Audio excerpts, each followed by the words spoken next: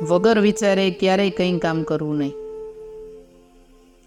વર્ધમાનભાઈ નામના એક યુવાન સંસ્કારી શેઠ હતા. લગ્ન લેવાયા બાદ ટૂંક સમયમાં જ ભર જોબન વયમાં વેપાર માટે વિદેશના પ્રવાસે નીકળી પડ્યા. વિરાટ રસાલા સાથે તેઓ દરિયાઈ પ્રવાસ કરતા જતા હતા. માલની લે વેચ કરતા જતા હતા. રાજા મહારાજાને મળતા જતા હતા. આમ કરતાં કરતાં શેઠને 17-18 વર્ષના વાણા વાઈ ગયા. ન માલુમ કે શેઠને એકાએક વતનની મીઠી યાદ આવી ગઈ અને શેઠે રસાલાને પાછા ફરવાનો હુકમ કરી દીધો. જોતામાં તો માર્ગ કપાઈ ગયો. વતનની મીઠીની સુગંધ આવવા માંડી. ઓળખીતા પાળખીતા જાણીતા મળવા લાગ્યા. રાત પડતા શેઠ પોતાની હવેલીએ પહોંચ્યા.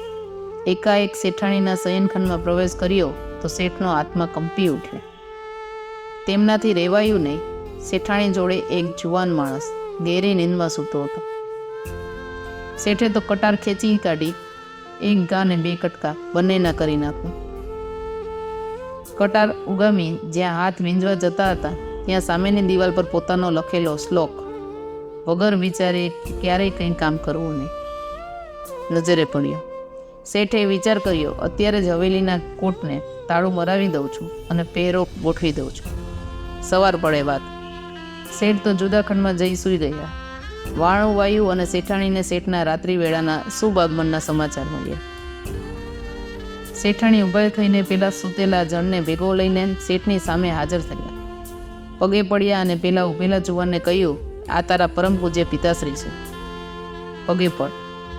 શેઠાણીએ કહ્યું કે લગ્ન બાદ તમે પરદેશ જવા રવાના થયા ત્યારે મારા પેટે આ પંખીએ માળો બાંધી લીધો હતો. તમારી વિદાય પછી 7-7.5 મહિને આ પુત્ર રત્નનો જન્મ થયો. આજે તમને પાછા વળતા 18 વર્ષના વાણા વાયા. એટલામાં તો પુત્ર જુવાનીમાં આવી ગયો. શેઠે નજર કરી તો ડીટો શેઠની ઝેરોક્સ કોપી જોઈ લો. બાપ દીકરો ભેટી પડ્યા. શેઠે મનોમન ગાંઠ વાળી લીધી કે કદી વગર વિચારીએ કાંઈક કાર્ય કરવું નહીં. જેવું જીવ્યા એવું જીવવાનું નથી, જેટલું જીવ્યા એટલું જીવવાનું નથી.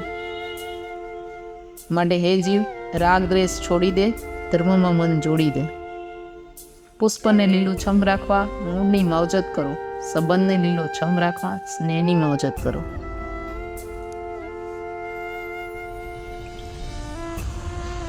તો આવા જ નવા પ્રેરણાદાયી અને જીવન સાર્થક બનાવવા માટેના વિડીયો જોવા માટે અમારી ચેનલને લાઈક કરી અને સબસ્ક્રાઈબ કરો.